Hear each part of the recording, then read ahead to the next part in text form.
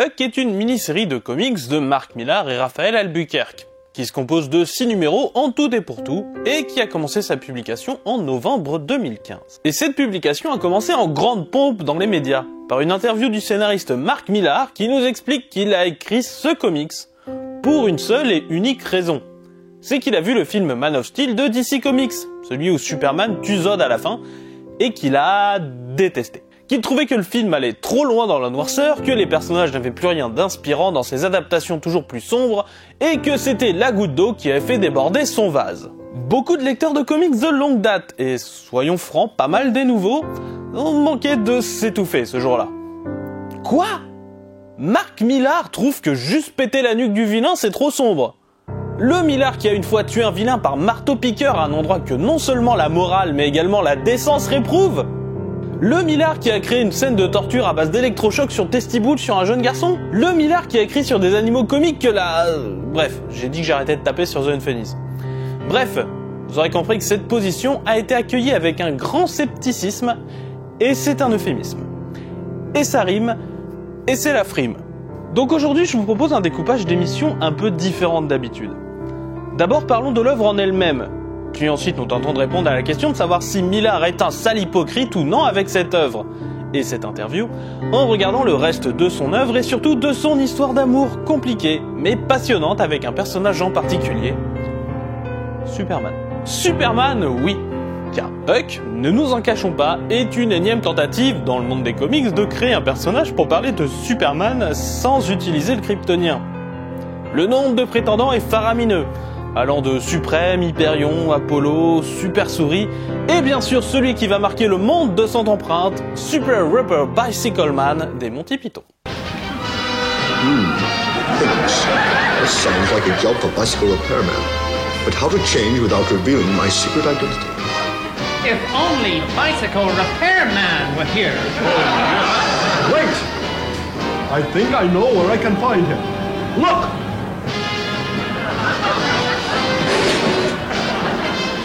Bicycle Repairman? But how? Bon bref, trêve de plaisanterie, de quoi que c'est-il donc qu'on parle dans Huck ? Eh ben c'est tout simplement l'histoire d'un personnage qui s'appelle Huck. Ouais je sais, non mais c'est dans les vieux pots qu'on fait les meilleures soupes et tout ça. Et donc ce personnage vit dans un petit village américain, il a quelques pouvoirs faisant penser à un Superman en début de carrière, pour ne pas parler directement de Superboy, hein, et même certains pouvoirs qui font penser à des histoires du Superman du Silver Age, qui trouvait un nouveau pouvoir tous les 4 matins, hein, comme celui de pouvoir tout trouver. Il a pour objectif de faire une bonne action par jour, ce qu'il fait en plus de son métier de pompiste. Il est orphelin, a été élevé par un couple de fermiers, tout le monde est plus ou moins au courant de ses capacités, mais personne n'en parle. Jusqu'au jour où Huck va aller sauver des écolières nigériennes enlevées, et qu'une journaliste nouvellement arrivée au village va révéler le secret au monde entier. Ce qui va amener Huck à se confronter non plus au confortable petit village de du village en question, mais au monde, et aussi à le confronter à son passé, qui comporte un grand secret sans doute relié à ce savant fou russe et à cette femme emprisonnée. Et je vous en dis pas plus, parce que le comics est disponible facilement en français, hein, comme beaucoup d'œuvres de Millar chez Panini, et que 6 numéros, ça va, ça se lit facilement. Ça se lit d'autant plus facilement que, comme souvent chez l'auteur, le tout ressemble diablement à un storyboard de film, plus qu'à une vraie composition graphique et narrative. Vous attendez pas à ce qu'on joue avec les plans, hein. Ici c'est grand angle, champ contre champ, un peu de plongée contre plongée, et c'est marre. Néanmoins, les dessins d'Albuquerque sont fabuleux. Notamment son aquarelle qui se trouve sur toute la partie village, qui non seulement est magnifique, mais donne énormément cette sensation de cocon à cette partie du scénario. De même plus tard, la colorisation se fera toujours à l'aquarelle, mais dans des couleurs plus agressives, pour refléter la menace qui pèse sur le personnage. Bref, c'est du classique, mais c'est du très bon boulot. Le scénario, lui, est vachement basique, se limitant encore une fois, comme dans un film, à 1 ou 2 enjeux principaux. Huck part à la recherche de son passé et s'adapte au fait que le monde connaisse ses pouvoirs. Enfin, à la fin de la série, rien n'a vraiment bougé niveau adaptation au monde, hein. Autant niveau passé ça avance bien, hein. Autant ce côté est très mis de côté, à part quelques bonnes situations rigolotes, on peut pas dire que ça ait bouleversé sa vie au final. Et si vous cherchez un comics feel good, très franchement je vous le conseille. Et un comics feel good de Millar, c'est vachement rare. Enfin, moins depuis les années 2010 où on peut retrouver Superior par exemple, un perso mélange de Captain Marvel, Shazam et de Superman. Oh, C'est le moment où on parle de la relation de Miller et de Superman, n'est-ce pas? C'est que celle-ci remonte à loin d'après ses dires. Le bonhomme aurait rencontré vers ses 7 ans et Superman et Spider-Man. Apparemment la mort de Gwen Stacy est celle du bouffon vert, ainsi que Superman 297, où un Superman géant se fout de Clark Kent en couverture. Mort marquante et héros moqueur? Ah, c'est un peu trop beau comme résumé de la carrière de Millar pour être vrai comme récit. Néanmoins, une chose est sûre, Millar est bel et bien un fan de comics et encore plus un fan de DC Comics. Ces lettres et articles que l'on peut retrouver dans le phasing britannique de Fantasy Advertiser le prouvent de façon nette et indéniable. Par exemple, dans un article, il parlera de comment DC devrait faire pour relancer le personnage de Supergirl, à savoir la mettre en concurrence avec Superman plutôt que d'être une simple figure d'encouragement la plupart du temps. Et qu'il n'est pas fan du tout de la mort de Supergirl dans Crisis on Infinite Earths. Il faut dire aussi qu'à la lecture de Fantasy Advertiser, on sent bien qu'il n'aime pas la continuité, cause d'inertie et de désenchantement selon lui. Quand on cause Superman et Mark Millar, on se rend compte qu'on a accès à un paquet d'œuvres finalement.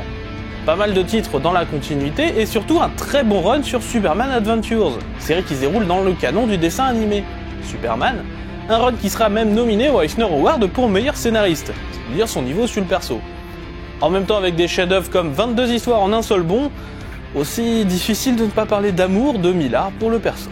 Millar d'ailleurs sur Superman se pose en opposition à la vision lancée par John Byrne en 1986, qui veut centrer le personnage sur des histoires plus personnelles et terre-à-terre. Selon Millar, en faisant cela, Byrne aurait affaibli la valeur altruiste du personnage. Oui, Millar militant pour des persos altruistes. Ce n'est pas une blague. Si c'était une blague, je vous aurais dit. Mais où est-ce que Fatalis va pour aller laver son linge? Ah la Latverie! Donc ouais, non, j'étais hyper sérieux. Alors oui, je sais, Millar est pas super bien placé pour parler de personnages altruistes. Mais pour lui, et là je le cite dans le texte, l'altruisme est un concept qui peut rendre les super-héros ennuyeux de façon générale. Mais confiné à Superman, c'est tellement conforme à son personnage, ça ne semble pas idiot. On a déjà un nombre impressionnant de personnages humains. Il n'y a pas besoin de changer Superman. Byrne a oublié ce qui rendait Superman si spécial, car il était différent. Bon, venant de la part d'un type dont la première œuvre publiée à Bourpitch, et si Superman en fait c'était l'Antéchrist, dans une œuvre en noir et blanc et qui a quand même très mal vieilli, c'est un peu gros, mais bon, hein. En gros, on tourne encore autour de Superman. Millar raconte même qu'il a envoyé un synopsis à DC de ce qui deviendrait Superman Red Son à seulement 13 ans. Après, comme beaucoup de déclarations de Millar, cette déclaration est à prendre avec des énormes pincettes. Un coup, Savior est le premier truc qu'il a proposé, un coup, il a passé des synopsis à Perez en 85 pendant une convention, un coup, il envoie l'idée de Red Son à 13 ans. Bref, ça dépend quand même souvent du narratif qu'il veut faire passer sur le moment, hein. Millar est devenu très ami avec Grant Morrison, qui jouera pour lui un peu le rôle de mentor, et les deux partagent un même amour de l'univers DC du Silver Age, et surtout dans le cas de Millar de Superman. Il mettra du temps avant de pouvoir écrire sur le personnage, celui-ci n'étant confié qu'à des artistes en qui la maison a confiance. Mais le support de Morrison est de bonnes prestations sur Swamp Thing, qui est quand même son plus long run jusqu'ici, ou aussi des histoires sur Flash et sur Batman, notamment une de Noël qui fut sa première offre créée pour DC, lui donnèrent le droit d'écrire pour le Kryptonien. Mais pas de suivre le projet de rechanger totalement Superman pour les années 2000. Selon le projet avorté Superman 2000 de Grant Morrison, Mark Millar, Mark Waid et Tom Peyer. J'en avais parlé dans mon top des comics abandonnés. C'est suite à ce refus de modifier Superman que Morrison et Millar vont quitter DC pour aller chez la maison d'en face, Marvel Comics. Et les deux d'appliquer les mêmes méthodes, celles qu'ils n'aiment pas trop à la base, celles du Dark Age of Comics, à base de super-violence et de nihilisme. Ce sont des méthodes que ces deux auteurs-là n'utilisent pratiquement jamais, ou alors avec parcimonie quand ils sont chez DC. Mais chez Marvel, c'est un peu la fête. On peut désacraliser les héros de la Marvel pour ces auteurs, car ils n'y ont pas la même attache. Et surtout, Millar, il peut pas désacraliser Superman. Il va le faire pour tous les autres. Mais Superman, il rechigne beaucoup. Prenons l'époque où Millar a écrit The Authority. Comparez l'écart entre Batman et Midnighter. Il est énorme, comme certains orifices après le passage d'un marteau-piqueur. En comparaison, l'écart entre Apollo et Superman est moindre. Même si l'écart est là, Apollo sera sans doute sa version de Superman la moins conforme au personnage. Mais cela peut se comprendre. Il ne l'a pas créé, ce personnage. Il l'a repris des mains de Warren Ellis. Par contre, il a réussi, vers 2003, à faire accepter son Superman Red Son, qui conserve son Superman dans un état plutôt parfait. Le pitch va être de le faire atterrir en URSS plutôt qu'au Kansas, et donc de changer son éducation, un peu comme un autre comics Elseworld de DC, Superman The Dark Side, qui faisait atterrir le Kryptonien sur la planète Apocalypse. Mais la leçon finale de ce comics, Red Son, est quand même une déclaration d'amour au personnage. L'explication habituelle, on pourrait dire canonique, à la bienveillance de Superman est due à son éducation. Pas Emma Kent, les chants de Smallville, tout ça. La fin de Red Son, sans vous la spoiler, nous montre que même avec une toute autre éducation, Superman fera quand même le choix éthique par rapport à la race humaine et à son propre statut. Alors oui, je sais que, pour beaucoup, voir Millar faire Huck sous prétexte que le dernier film d'ici était inutilement sombre pour Superman peut sembler de la pure hypocrisie pour cet artiste. Voire même un coup médiatique puisque Millar lui-même avait écrit un scénario de film Superman après tout. Mais son début de carrière et son interprétation toujours respectueuse de Superman tentent à prouver que non. Même ses œuvres les plus récentes sacralisent le Kryptonien. Supérieur, bien que ressemblant horriblement à ce vers quoi va le film Shazam en cours de production, mélange avec respect les personnages de Superman et du Capitaine Marvel.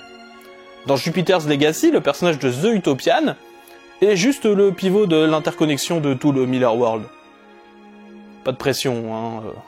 Donc, je pense que l'on peut dire que Huck n'est pas hypocrite. Par contre, Huck n'est pas une lettre d'amour envoyée à Superman. Pas du tout. En fait, il s'agit seulement d'un paragraphe d'une très longue lettre d'amour que Mark Millar, je crois et j'espère, n'a pas fini d'écrire au personnage de Superman. Et paf! Y a de la conclusion là ou pas?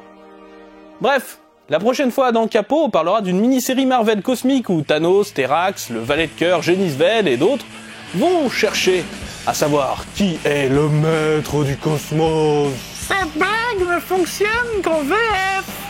La ferme où je lâche mes pouvoirs cosmiques sur toi, Ville Cancrelin.